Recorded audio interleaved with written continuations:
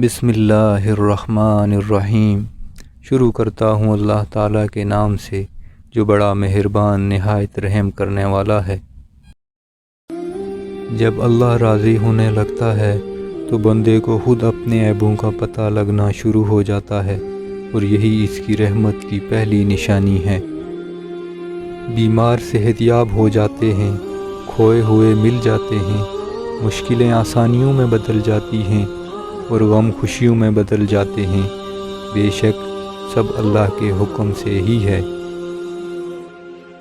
اللہ نے انسان کو دل دیا ہے، لیکن اس کا سکون اپنے پاس رکھا ہے، اور فرمایا کہ یاد رکھو دل کا سکون صرف اللہ کی یاد میں ہے۔ آزمائش میں اللہ اذیت دینے کے لیے نہیں بلکہ کچھ سکھانے کے لیے ڈالتا ہے۔ جتنی جلدی سیکھ جاؤ گے اتنی جلدی وہ دور ہو جائے گی۔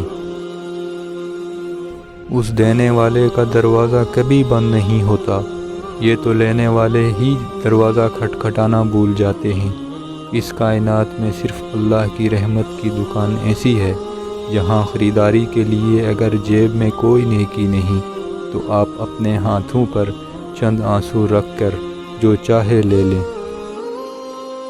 جب کوئی کام تمہاری مرضی کے مطابق ہو جائے تو شکر ادا کرو، اللہ نے تمہاری مرضی کو اہمیت دی، اور اگر تمہاری مرضی کے خلاف ہو تو پھر صبر کرو، اب وہ اللہ کی مرضی سے ہوگا جو ہماری مرضی سے بہتر اور زیادہ افضل ہوگا۔ انسان کو اللہ کبھی یاد آئے یا نہ آئے لیکن دو موقعوں پر ضرور یاد آتا ہے۔